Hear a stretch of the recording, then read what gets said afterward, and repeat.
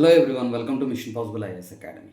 Aspirants, మనకు రీసెంట్గా వచ్చిన గ్రూప్ 2 రిజల్ట్స్లో మన మిషన్ పాసిబుల్ ఐఏఎస్ అకాడమీ నుంచి 30+ స్టూడెంట్స్ అయితే గ్రూప్ 2 సెలక్షన్స్లో సెలెక్ట్ అయ్యారు.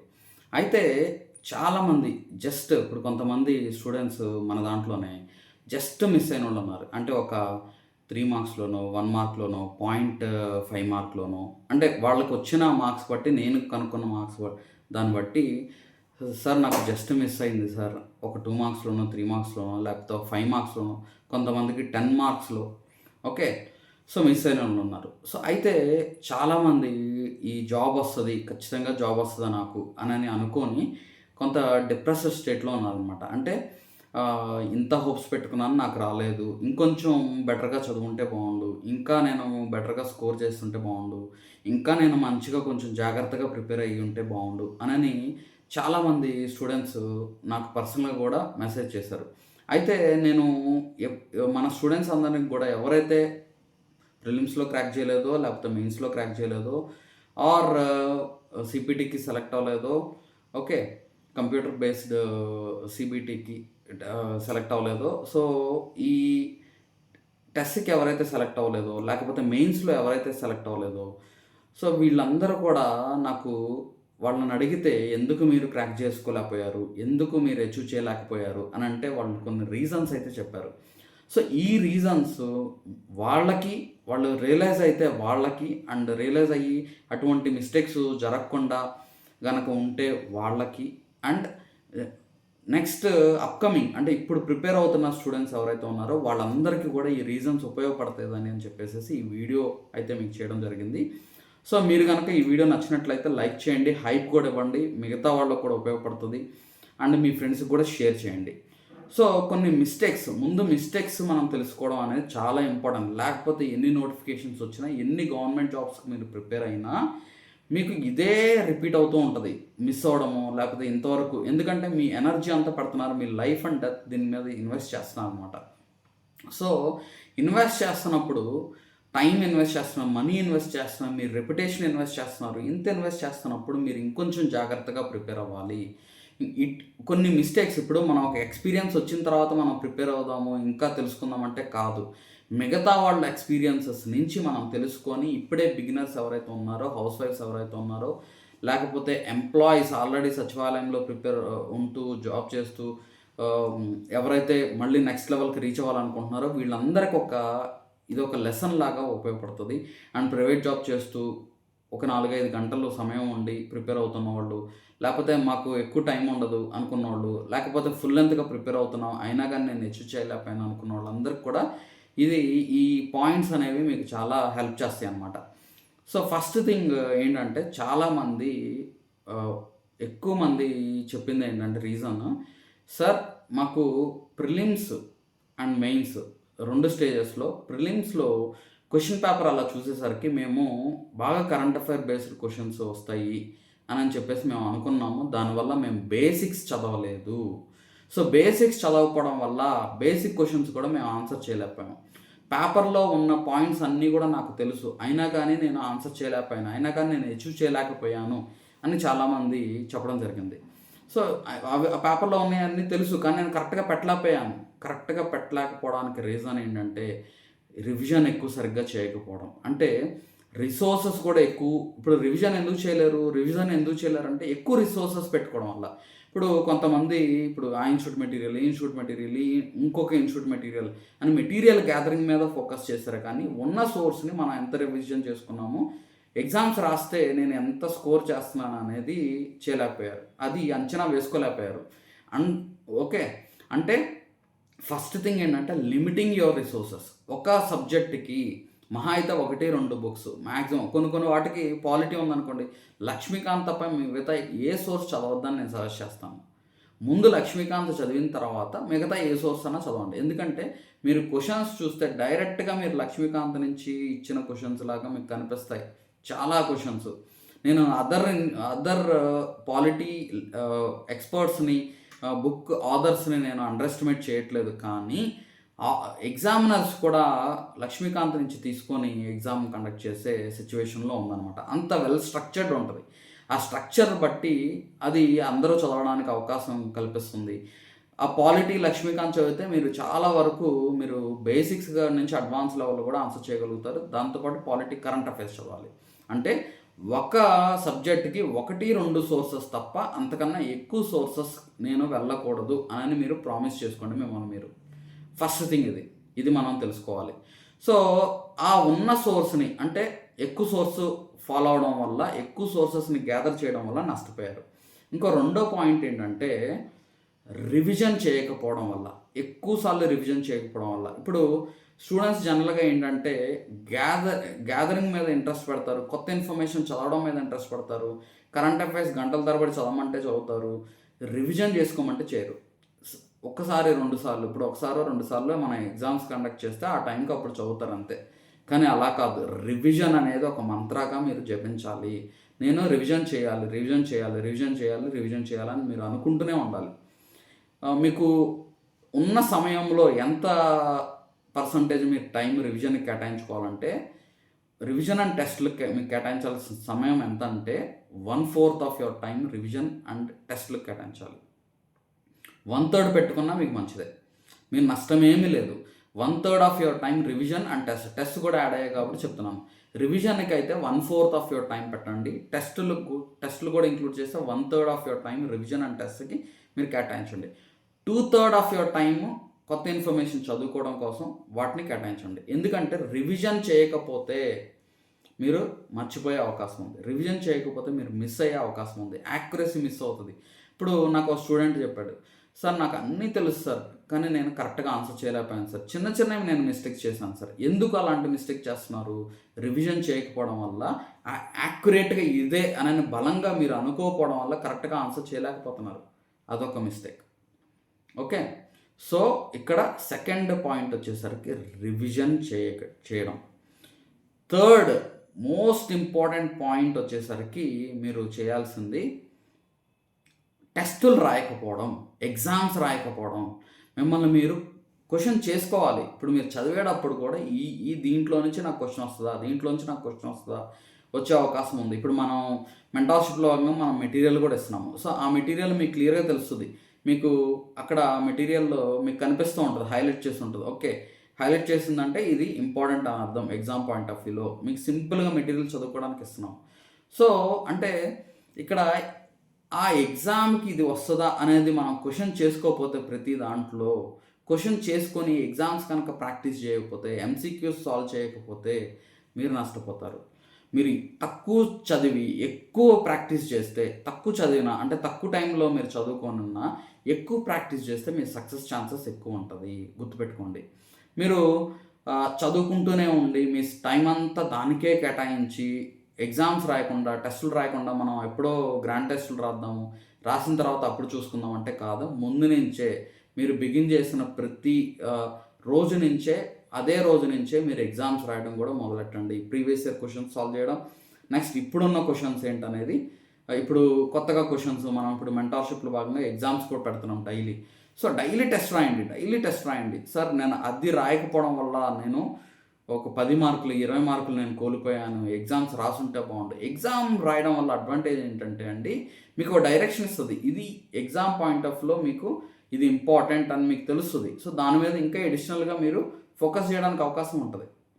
సో అల్టిమేట్లీ ప్రాక్టీసే కదా. ఇప్పుడు అథ్లెట్ ఎగ్జామ్లో అతను రన్నింగ్ రేస్లో సక్సెస్ అవ్వాలంటే ఏం చేయాలి? తిరిగి తెలుసుకుంటాడు, కానీ ప్రాక్టీస్ ఎక్కువ సమయం పెడతారు.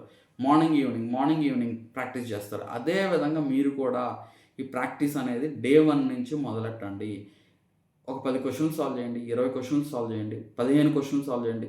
సార్ ఇప్పుడు మాకు ప్రాక్టీస్ క్వశ్చన్స్ కావాలి అంటే ఎలా అంటే, మన మెంటార్షిప్ ప్రోగ్రామ్ ఉంది, దాంట్లో మీకు టెస్ట్ ఇవ్వడం జరుగుతుంది కాబట్టి మీరు అది ఫాలో అవ్వండి. ఆర్ ఎక్కడైనా కానీ ఏదైనా కానీ మీరు ప్రాక్టీస్ ఎంసీక్యూస్ సాల్వ్ అయితే చేయండి. మీ కాన్ఫిడెన్స్ లెవెల్స్ బూస్ట్ అవుతాయి.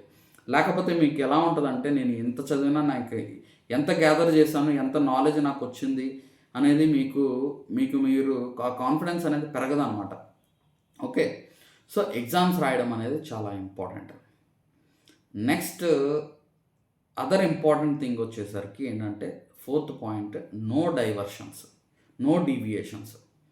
ఇప్పుడు నోటిఫికేషన్ వస్తుంది అని చెప్పినా కానీ ఎప్పుడు వస్తుంది? ఇప్పుడు కొంతమంది చాలామంది నోటిఫికేషన్ తెప్పించండి అప్పుడు చూద్దాం, ఇలా కాదు. అప్పుడు చూసే బ్యాచ్ అప్పుడు చూసేలాగే ఉంటారు. సో నా సజెషన్ ఏంటంటే పోటీ విపరీతంగా ఉంది. గవర్నమెంట్ జాబ్స్‌కి విపరీతమైన పోటీ ఉంది. మీరు చూసారు ఆల్రెడీ. ఆ పోటీ ప్రపంచంలో మీరు తట్టుకొని ఉండాలి అనంటే, నాకు ఈ గవర్నమెంట్ జాబే నాకు ఆప్షన్ ఇంకోటి లేదు అని అనుకోని గనక మీరు బలంగా మీరు నమ్ముకొని ఉంటే గనక మీరు అదే నా లైఫ్ అనుకుంటే మాత్రం మీరు ప్రైవేట్ జాబ్ చేస్తూ లేకపోతే పార్ట్ టైం చేస్తూనే చదువుకోండి. అయితే ముందు నుంచే చదువుకోండి. ఓకే. ఎప్పుడో నోటిఫికేషన్ వచ్చాక చూద్దాము. లేకపోతే ఎగ్జామ్ డేట్ ఇచ్చాక చేద్దాము. ఇలాంటి మిస్టేక్స్ చేయడం వల్ల. అంటే ఇంకోటేంటంటే మనం డిఫరెంట్ అదర్ సోర్సెస్ ద్వారా ఓన్లీ ఏపీపీఎస్సీ అనౌన్స్ చేసేదాన్నే మనం నమ్మాలి. ఇప్పుడు పోస్ట్‌పోన్ అవుతుందంటే ఏపీపీఎస్సీ చెప్పేదాన్నే మనం నమ్మాలి. పోస్ట్‌పోన్ అవుతుంది ఒక ఇన్ని డేస్ అని. అంతవరకు మీరు స్టడీ మోడ్‌లోనే ఉండాలి. ఎటువంటి డిస్టర్బెన్సెస్, డైవర్షన్స్, డీవియేషన్స్‌కి మీరు లోను కావద్దు. నాకు పర్సనల్‌గా మెసేజ్ చేసిందేంటంటే, "సార్ మెయిన్స్ ఎగ్జామ్‌కి ఒక 1 వీక్ ముందు చాలా డిస్టర్బ్ అయ్యాను సార్. చాలా డిస్టర్బ్ అయ్యాం సార్." సో, ఇదేంటంటే డిఫరెంట్ ఇంట్రెస్ట్స్ ఉన్నోళ్ళు వాళ్ళ ప్రయత్నాలు వాళ్ళు చేస్తున్నారు. కానీ అది యాక్సెప్ట్ చేయలేదు కదా! సో, దానివల్ల నష్టపోయారు కదా స్టూడెంట్స్. మీకు సమయం ఇస్తే ఓకే. సమయం ఇవ్వకపోతే పరిస్థితి ఏంటి? సో, అలాంటి మైండ్ సెట్‌తోనే మీరు ప్రిపరేషన్ అయితే చేయాలి. సో, నాకు సమయం ఉండదు. నాకున్న సమయం ఇదే అనే కాన్సెప్ట్‌తో మీరు మీ ప్రిపరేషన్ అయితే చేయాలి. ఓకే. సో, ఇంకొక ఇంపార్టెంట్ పాయింట్ ఏంటంటే, సో, మల్టిపుల్ రివిజన్స్ చేయాలి. సో, ఎక్కువ సార్లు రివిజన్ చేయండి. ఓకే. రివిజన్ అనేది సక్సెస్ మంత్ర. ఆల్రెడీ మీకు చెప్పాను ఈ పాయింట్స్ లిస్ట్‌లో. రివిజన్ అనేది చాలా చాలా ఇంపార్టెంట్ అని. నెక్స్ట్ ఇంకోటేంటంటే హెల్త్ మీరు కాపాడుకోవాలి. అంటే మీ ప్రిపరేషన్ టైంలో మీ హెల్త్ కూడా మీరు జాగ్రత్తగా చూసుకోవాలి. సార్ నాకు హెల్త్ బాగోకపోవడం వల్ల నేను ప్రిలిమ్స్ ఎగ్జామ్ రాయలేకపోయాను సార్. ఓకే. సో, ఈ హెల్త్ ఇష్యూస్ వల్ల నేను మెయిన్స్ ఎగ్జామ్ సరిగ్గా అటెంప్ట్ చేయలేకపోయాను సార్. సో, ఇలాంటి డీవియేషన్స్, డైవర్షన్స్ కూడా మనకు జరుగుతూ ఉంటాయి. మనం ఏం చేయాలంటే మీ హెల్తీ ఫుడ్ తీసుకోవడం, హెల్తీగా ఉండడము. ఓకే. నెక్స్ట్ ఈ హెల్త్ మెయింటెనెన్స్ కూడా చాలా చాలా ఇంపార్టెంట్. ఎందుకంటే హెల్త్ బాగుంటేనే మీ మైండ్ బాగుంటుంది. మైండ్ బాగుంటేనే బెటర్‌గా చదవగలుగుతారు. నెక్స్ట్ ఇంకోటేంటంటే స్ట్రెస్ తీసుకోవడం. సో, మిగతా వాళ్ళు చదివేస్తున్నారు నేను చదవలేకపోతున్నాను. ఇలా కాదు. ఎవరు వాళ్ళ వేలో, వాళ్ళ పాత్‌లో, వాళ్ళ కెపాసిటీ తగ్గట్టుగా వాళ్ళు వెళ్ళగలుగుతారు. గుర్తుపెట్టుకోండి. సో, వేరే వాళ్ళతో కంపేర్ చేసుకోకండి. మీ పక్కన ఉన్న వాళ్ళతో అస్సలు కంపేర్ చేసుకోకండి. కానీ మనం ఎక్కడ మనం చేయాలి అనంటే ఎవ్రీడే మీలో డెవలప్‌మెంట్ అనేది, ఇంప్రూవ్‌మెంట్ అనేది కనిపిస్తుందో లేదో చెక్ చేసుకోండి. అంటే నిన్నటి కన్నా ఈరోజు మీ పర్ఫార్మెన్స్ బాగుందా? మీకు మీరే పోటీగా పెట్టుకోండి. నిన్నటి కన్నా నా పర్ఫార్మెన్స్ ఈరోజు బాగుంది. బాలేదు. సో, బాగోకపోతే ఎందుకు బాలేదు? ఎక్కడ నేను ఈ టెస్ట్‌లో ఎక్కడ నేను మిస్టేక్స్ చేశాను అనేది క్రాస్ చెక్ చేసుకోండి. నెక్స్ట్ ఇంకోటేంటంటే ఈవెన్ టెస్టుల్ని కూడా మళ్ళీ రివిజన్ చేయకపోవడం. అంటే టెస్టుల్ని కూడా మనం మళ్ళీ ప్రాక్టీస్ చేయాలి. సో, అలా చేయకపోవడం వల్ల కూడా స్టూడెంట్స్ నష్టపోయే అవకాశం ఉంటుంది. ఓకే. సో, ఈ ఫ్యామిలీ టెన్షన్స్ ఇవన్నీ కూడా ఉంటాయి. మనల్ని వెనక్కి లాగడానికి 100 కారణాలు వస్తూ ఉంటాయి. వాటికి లొంగిపోకండి. స్ట్రాంగ్‌గా ఉండండి. బలంగా ఉండండి. ఈ మంచి ప్రయత్నం అయితే చేయండి. ఎందుకనంటే మీ జీవితం బాగుపడాలి అనంటే మీరు సక్సెస్ అవ్వాలి అనంటే it needs lot of practice and patience. So, ఆ పేషెన్స్ అనేది చాలా ఇంపార్టెంట్. సో, మీరందరూ కూడా ఎగ్జామ్స్ రాస్తూ అందరూ కూడా చక్కగా చదువుకుంటూ బేసిక్స్ అండ్ అడ్వాన్స్డ్ లెవెల్ రెండిటిని మనం బ్యాలెన్స్ చేసుకుంటూ చదువుకోవాలి. ఏ ఒక్కదానికి ఎక్కువ ఇంపార్టెన్స్ ఇవ్వడం, ఇంకో దానికి తక్కువ ఇంపార్టెన్స్ ఇవ్వడం, కరెంట్ అఫైర్స్‌కి వెయిటేజ్ ఎక్కువ ఇవ్వడం, ఇంకో దానికి తక్కువ వెయిటేజ్ ఇవ్వడం ఇలాంటివి చేయకండి. నెక్స్ట్ ఇంకోటేంటంటే సబ్జెక్ట్స్‌లో కూడా వెయిటేజెస్ వేసుకొని ఒక సబ్జెక్ట్‌కి ఎక్కువ పెట్టడం, ఒక సబ్జెక్ట్ తక్కువ పెట్టడం ఇలాంటివి చేయడం వల్ల సో, సబ్జెక్ట్స్‌లో మీరు ఓకే. ఇప్పుడు పాలిటీ ఉంది, ఏపీ హిస్టరీ ఉంది. సో, నాకు ఏపీ హిస్టరీ ఆల్రెడీ వచ్చు. కాబట్టి నేను దానికి తక్కువ సమయం కేటాయిస్తాను. ఇలా చేయకండి. ముందు స్టార్టింగ్‌లో అయితే మనం చేయాల్సింది ఏంటంటే ఏ సబ్జెక్ట్ వీక్ అయితే ఉందో అన్నిటికీ సమాన వెయిటేజెస్ ఇవ్వాలి. అన్నిటికీ సమాన వెయిటేజ్ ఇస్తూనే టైంని ఏ సబ్జెక్ట్ అయితే వీక్ ఉన్నారో దానికి కొంచెం ఎక్స్ట్రా టైం ఇవ్వండి. అంతేగాని పాలిటీ నాకు బాగొచ్చు కాబట్టి నేను దాన్ని లాస్ట్‌లో చూసుకున్నా చాలు. లేకపోతే ఎకానమీ నాకు బాగొచ్చు కాబట్టి నేను ఎకానమీ లాస్ట్‌లో చూసుకుంటాను. కోర్స్ సైన్స్ అండ్ టెక్నాలజీ నాకు దాన్ని అదంటే ఇష్టం కాబట్టి నేను ఎక్కువ చదువుతాను, లేకపోతే ఏపీ హిస్టరీ ఇష్టం కాబట్టి దాన్ని ఎక్కువ ప్రిపేర్ అవుతాను. ఇలాంటి మైండ్ సెట్ నుంచి దూరంగా ఉండండి ఫస్ట్. సో అన్నిటిని సిలబస్లో అన్ని టాపిక్స్ ఇంపార్టెంటే, అన్నీ చదువుకోవాల్సిందే. ఏ ఒక్కదానికి తక్కువ ఇంపార్టెన్స్ ఇవ్వకండి. ఆర్ ప్రిలిమ్స్లో అయినా కానీ ఏ ఒక్కదానికి తక్కువ వెయిటేజ్ చేసుకొని దీన్ని ఒక 2 సబ్జెక్ట్స్ నేను వదిలేస్తానని మాత్రం అనుకోకండి. అన్నిటినీ ప్రిలిమ్స్లో కూడా వెయిటేజ్ అలాగే మీరు క్యారీ చేయండి. ఇంకోటి ఏంటంటే ఓకే, సో లాస్ట్ మినిట్లో ప్రెషర్ తీసుకోవడం, లాస్ట్ మినిట్లో ప్రెషర్ తీసుకున్నారు. సో ఈ లాస్ట్ మినిట్ ప్రెషర్ని హ్యాండిల్ ఎలా చేయాలి అని అంటే, so when you practice regularly నీకు లాస్ట్ మినిట్ ప్రెషర్ అనేది ఉండదు. ప్రతిరోజు ఎగ్జామ్ ఉందనుకోండి, ఎగ్జామ్ రోజు ఏమనిపించింది, నేను ప్రతిరోజు రాస్తున్నాను, ఇది కూడా నాకు వన్ ఆఫ్ ఇట్ అని అనిపించింది. సో అదే మీరు ప్రతిరోజు ఎగ్జామ్ రాయకుండా లాస్ట్ మినిట్ అప్పుడే ఒక 10 ఎగ్జామ్స్ రాసేసి 10 గ్రాండ్ టెస్టులు రాసేసి వెళ్ళారనుకోండి, మీరు అక్కడ ఎగ్జామ్ హాల్లో తప్పుగా పెట్టే అవకాశం ఉంటుంది. సో ఎగ్జామ్ హాల్లో మీరు ఆ టెన్షన్ ఫ్రీగా ఉండాలి. టెన్షన్ ఫ్రీగా ఎప్పుడు ఉండగలుగుతారంటే ఎప్పుడైతే మీరు రోజు ప్రాక్టీస్ చేస్తారో అప్పుడు మీరు టెన్షన్ ఫ్రీగా ఉంటారు. ఎందుకంటే రోజు ఎగ్జామ్ కదా, రోజు ఎగ్జామ్ మీరు ప్రాక్టీస్ చేస్తున్నారు కదా. సో రోజు ఎగ్జామ్ ప్రాక్టీస్ చేస్తున్నప్పుడు ఎగ్జామ్ హాల్లో స్ట్రెస్ ఫ్రీగా ఉంటారు. సో ఇదైతే మీరు నేను చెప్పిన ఈ ఎగ్జాంపుల్స్, ఈ మిస్టేక్స్ ఏవైతే ఉన్నాయో వీటిని అన్నిటిని కూడా మీరు కరెక్ట్ చేసుకొని మీరు ఇంకా బెటర్ అవుతారని నేను ఐ హోప్ ఇట్. అండ్ మన మెంటార్షిప్ స్టూడెంట్స్ ఆల్రెడీ ప్రీవియస్ బ్యాచెస్లో లాస్ట్ నోటిఫికేషన్లో స్టూడెంట్స్ అందరూ కూడా మళ్ళీ కొత్తగా జాయిన్ అవుతున్నారు. అండ్ ఆల్రెడీ జాయిన్ అయిన వాళ్ళందరూ కూడా నేను చెప్పేది ఒకటే, మిమ్మల్ని మీరు నమ్మండి, మీ మీద మీరు నమ్మకం పెట్టుకోండి, నేను చేయగలనని బలంగా నమ్మండి.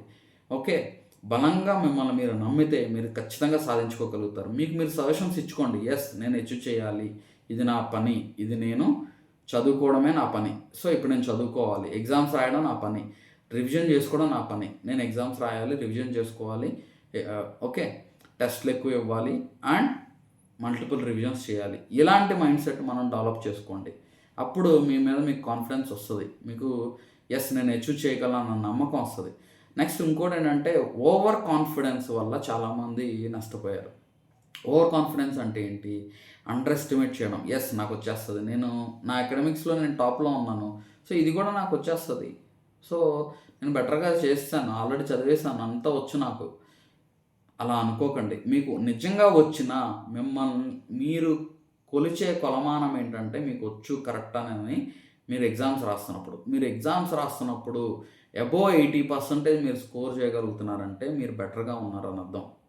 అందులో మన టెస్ట్ మీరు అటెంప్ట్ చేస్తారంటే చాలా టఫ్గా ఉంటాయి కాబట్టి, ఆలోచింపజేసే క్వశ్చన్స్ కాబట్టి మీరు బెటర్గా ఉన్నారని అర్థం. ఓకే, అబోవ్ 80% వస్తేనే. బిలో 80% వస్తే ఆ 80% రీచ్ అవ్వడానికి రివిజన్స్, మల్టిపుల్ రివిజన్స్ ఇవన్నీ చేయాలి. అబోవ్ 80% వచ్చినా రివిజన్స్ చేయాల్సిందే. కానీ చెప్తున్నాను, ఎక్కడైతే మీరు లోపం ఉందో ఆ లోపాలన్నీ సవరించుకొని దాన్ని హిట్ చేయడానికి పోటీ ప్రపంచంలో మీరు అల్టిమేట్లీ ఇప్పుడు ఎన్ని పోస్టులు ఉన్నాయో అంతమందినే సెలెక్ట్ చేయగలుగుతారు, అందరినీ సెలెక్ట్ చేయలేరు. కాంపిటీషన్ విపరీతంగా ఉంది. కానీ ఇందులో ఎవరైతే ఎక్కువ కష్టపడ్డారో, ఎవరైతే ఇంకా జాగ్రత్తగా ఉండి స్మార్ట్ వర్క్ చేస్తారో, ఎవరైతే ఎక్కువ ప్రాక్టీస్ చేయారో వాళ్ళకి సక్సెస్ వస్తుంది. సో కాబట్టి ఆలోచించండి నేను చెప్పేది. ఇంకా మీరు ఏ మిస్టేక్స్ వల్ల మీరు కోల్పోయారో గ్రూప్ 2 జాబ్, అండ్ ఇంకోటి ఏంటంటే నేను ఖచ్చితంగా సాధిస్తాననే కామెంట్ అయితే నాకు కామెంట్ సెక్షన్లో కామెంట్ చేయండి. ఓకే, మిమ్మల్ని మీరు నమ్మండి, ఇక నుంచి మీరు బెటర్గా ఉండాలని అనుకోండి. ఓకే, నెక్స్ట్ ఎక్కడ తప్పులు చేశారు మీరు, మీ ఎక్స్పీరియన్సెస్ వేరే వాళ్ళకి కూడా అదొక లెసన్ లాగా ఉండాలి. సో మీకు లెసన్లా ఉండాలి, వేరే వాళ్ళకి కూడా లెసన్లా ఉండాలి. కాబట్టి అవన్నీ కూడా నా కామెంట్ సెక్షన్లో తెలియచేయండి. Okay, so no deviations, only preparation. గుర్తుపెట్టుకోండి, జాబ్ చేసేవాళ్ళు ఎవరు కూడా రిజైన్లు కానీ ఇవన్నీ చేసి మాత్రం చేయకండి. కంటిన్యూ చేస్తూనే ప్రిపేర్ అవుతూనే మీరు జాబ్ చేస్తూనే ప్రిపేర్ అవ్వండి. ఓకే, అండ్ మన mentorship batch, new batch Vivekananda batch అయితే స్టార్ట్ అయింది. సో ఈ బ్యాచ్లో కనుక మీరు జాయిన్ అవ్వాలనుకుంటే ప్రతిరోజు మీకు షెడ్యూల్ ఇవ్వడం అండ్ మెటీరియల్ ప్రొవైడ్ చేయడం, ఎగ్జామ్స్ కండక్ట్ చేయడం చేస్తాము. అండ్ డిస్క్రిప్షన్లో వాటి లింక్స్ కూడా ఇవ్వడం జరుగుతుంది. మీరు డైరెక్ట్గా మీరు యాప్ డౌన్లోడ్ చేసుకొని మీరు పేమెంట్ చేసుకోవచ్చు. ఆర్ మోర్ డీటెయిల్స్ కోసం నాకు డిస్క్రిప్షన్లో కాంటాక్ట్ నెంబర్ ఉంటుంది, ఆ కాంటాక్ట్ నెంబర్కి కాల్ చేసి మీరు తెలుసుకోవచ్చు. Okay, thank you so much.